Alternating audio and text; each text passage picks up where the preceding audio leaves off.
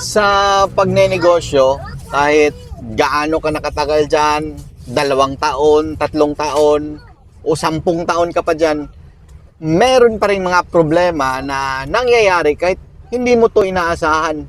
Parang, yun talaga, problema talaga.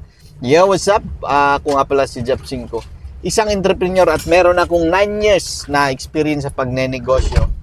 So, update natin, no? Yung salon natin sa may Turil, Agton Street, ang Zel Salon. Magbubukas na pala siya ngayong 28. Pero, may mga problema pa rin. Pero hindi naman ganong malaki. Basic na basic. Kasi kinakain na natin yan sila. Kasi, tumawag yung staff natin ngayon. Nagka-problema sila. Kahapon kasi pinapalagyan ko ng ng Wi-Fi. So, yan yung Wi-Fi. Problema din. Ang tagal niya na-install dyan sa may Turel area kasi marami silang mga sinasabi.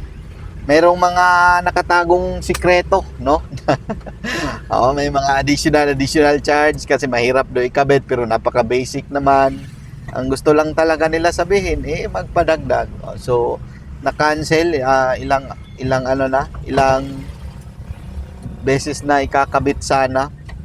So, dapat sana nung isang araw pa makabit pero pinakancel ko. Meron daw additional charge. Nagtataka ako doon first time nangyari na magcha-charge sa So, ayun, nagkagulo sila sa admin dahil sinumbong ng agent. Dahil bakit daw may inside charge pa, 'di ba? So ngayon, wala, hindi natapos yung installation. Ngayon naman, kinahaponan, mga kanina, alas 5, 4:30. Tumawag yung staff natin. Meron namang dagdag nating problema, pero ginawa nating basic, no? May problema tayong dinagdag kasi tungkol sa tubig natin. Yung linya kasi na yon is napakatagal na pala, no? Kasi matagal na yung salon na yon. Siguro mga 10 years na siguro din yung area na yon nung salon na kinuha namin. Tsaka may problema siya sapagkat leaking yung niyan, daming tagas. Parang nagbumaha kanina sa salon natin. Showers of blessing. Blessings pa rin 'yon kasi bumaha pero yun, naghanap tayo ng tubero. Yun nga, another problem. Pero yun, inayos na. Naghanap tayo ng agarang solusyon kasi hindi pwedeng mapabayaan yun dahil babaha at pag tuluyang babaha tuwing gabi, malaking problema kasi yung mga gamit natin mababad sa tubig, lalo na mga kailangan yung mga electric yung gamit natin. So ayun, another charge ngayon. Kanina is yung nakita nila isang tubo lang yung nag-leak, 1.7 lang. Ngayon meron mang nakitang isa na dagdagan na naman. Ganun talaga.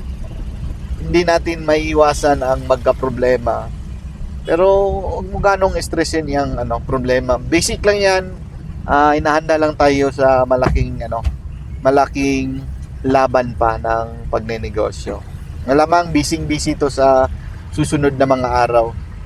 At yun na nga, kung baguhan ka pa negosyante, yun, kinakaharap mo agad unang salang mo pa lang problema na hayaan mo lang, isolve mo lang bawat problema. Huwag nyong hayaan na hindi siya ma-solve, no? Hindi siya matapos kasi magkanda patong-patong yan at malaking problema patuloy yung kakaharapin nyo. Bawat problema, solve agad yan at huwag ganong stressin, basic na basic. Kung kaya mo, ikaw na gumawa. Kung hindi, pagawa mo sa iba, hanap ka ng gagawa talaga, no?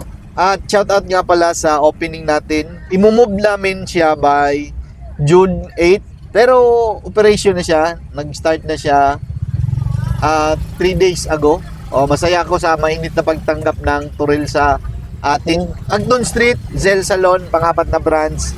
Walang ibang pangmalakang salon ng Mindanao. Bisitahin nyo. Yan lang, trabaho talaga ang pagnenegosyo at isa sa pinaniniwalaan ko, kung gusto mo, trabahuin mo.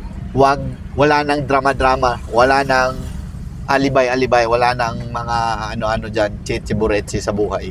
Bye-bye, trabaho pa tayo.